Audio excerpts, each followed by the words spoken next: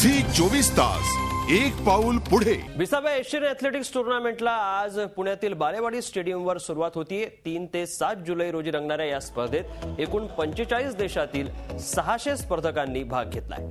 एकूण 8 खेळाडूंचा असून विकास गौडा, कृष्णा पुनिया, टिंकू लुका, मोनिका आथरेकडून भारताला मेडल्सची अपेक्षा आहे। दरम्यान महाराष्ट्राची अव्वल धावपटू कविता राऊतनं ताप आल्यामुळे स्पर्धेतून माघार घेतली।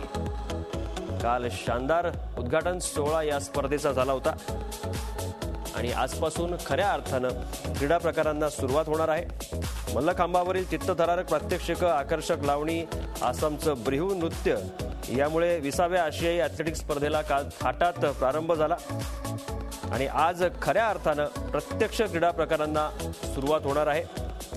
दरम्यान ऑलिम्पिकपटू मायुखा जॉनी, कृष्णा पुनिया या खेळाडूंबरोबरच पदकाच्या आशास्थान असलेल्या प्रिजा श्रीधरन व मोनिका आठरे यांचं आशियाई ॲथलेटिक्स स्पर्धेतील भवितव्य आज निश्चित होणार आहे। तर महिलांच्या 5000 मीटर धावण्याच्या शर्यतीत भारताचं पदकांचं आशास्थान असलेली कविता राऊत हिनं स्पर्धेतून माघार घेतली आहे। तापामुळे ती आजारी आहे।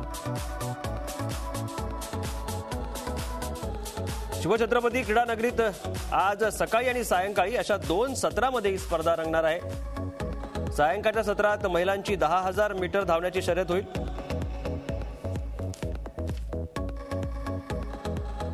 झी 24 तास एक पाऊल पुढे।